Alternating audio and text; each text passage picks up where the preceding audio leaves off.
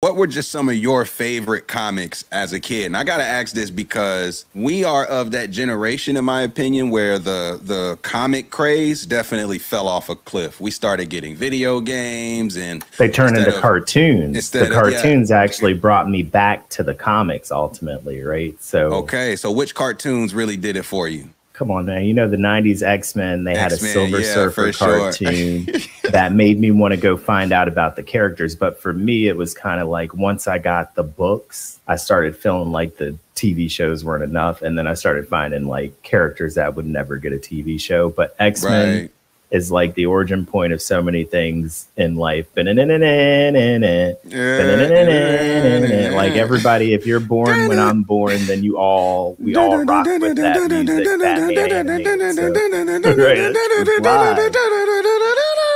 Yo, that is a fact. So that, you know, it hit like that. But I would say that my favorite books were some of the older Silver Surfer books, like when Yoshimi was drawing Surfer. I love Kirby. I got like a Foom number 19 back here. My 3 favorite characters are all on this cover. It's like a magazine about comics from way back in the day. But Silver Surfer, Adam Warlock, and Captain Marvel were some of my, because I love the cosmic stories. The Space Wanderer works for me. So you get a lot of that with Talasha, where she's kind of, her exploration is just as much the story as other things. Because for her, she's new to existence. The universe of CnS Comics is existence with a capital E. So she's out there exploring what it means to be. And really the story itself is an exploration of what it means to be. And I think you get that, and especially with my favorite of all time, Adam Warlock. These stories, because they're such powerful characters, their conflicts end up being with how to behave and who they want to be and what they want their impacts to be, as opposed to, you know, some monster that they have to slay. But there is some monster fighting and all that good stuff too. So word up. But yeah, Silver Surfer, I love those books. But the Adam Warlock, that original Infinity Gauntlet run, is a real fun one to read. Modern comics, reading through Saga right now. Saga is excellent. I think that's it's for adults, for grown-ups, but it's fun. It's funny. It's interesting. It's a really fresh take. And they're coming out with the 2nd volume. So I read a lot of different comics, but for superhero stuff, that's what it would be, the Adam Warlock, Silver Surfer type of deal. I love Thanos as a character. I got a thing for villains. I love the Hulk. Like, there's some really good Hulk runs too. So I don't know. There's a lot of comics that I dig, but the ones that really got me started were the old Spider-Man books, the X-Men books, and honestly, Transformers. Transformers has really good books. IDW Transformers comics are good. In your opinion, like, because I would not call myself a comic guy, right? I'm not even a book guy, frankly. I don't really like books. I rarely pick up books. Yeah,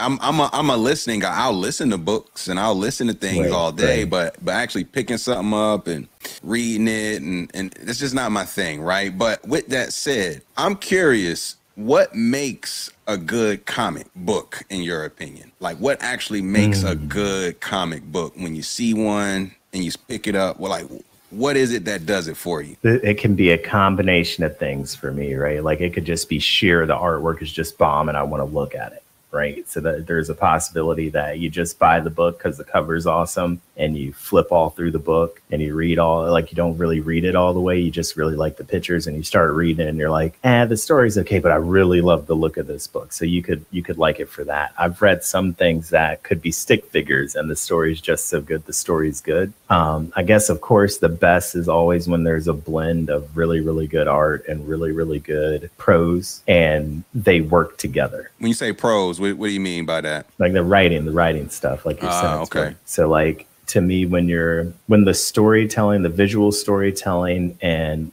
the written storytelling are really in sync, when the artist and writer are either the same person or the team is really synced up. I don't know how else to describe it. You can kind of see it when you see it, where like it's really working. It's just like a nice they blend. know what they're doing and it feels like it was meant to be type of deal. So that the perfect blend is the best.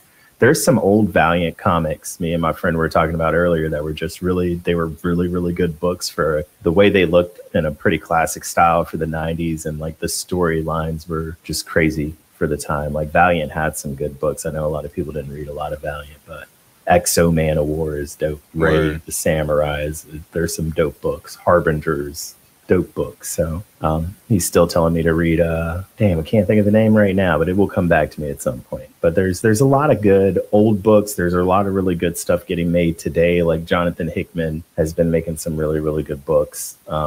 I'm going to pick up and read his Fantastic Four probably at some point, but I've read his X-Men runs, his Avengers a little bit. So a lot of good. It's a lot. It's possible to be good in a lot of different ways. It can be kind of weird art sometimes. That's just interesting styles and good storytelling. So it's not a one size fits all type of deal. Okay. I know okay. I see it. All right. So tell me this: when it comes to going from being a comic fan and someone who makes their own stories, at what point did you actually start to say, you know what, I want to actually make a publishing company and a business out of this? Like, not when you actually started the company, but when did you actually say, you know what, I think I want to pursue this as more than just something I like to enjoy and indulge in on the side? It's actually in Durham at the Bull City Comic Con. I feel like maybe 2018 or 2017, before the world ended. And Tuskegee Airs was out there selling comic books, and they're a black publishing company. They make some pretty cool books. It's like Black Peeps Flying Mechs. Like they're like Robotech style mechs where they're like jets that transform and form together. It's really dope.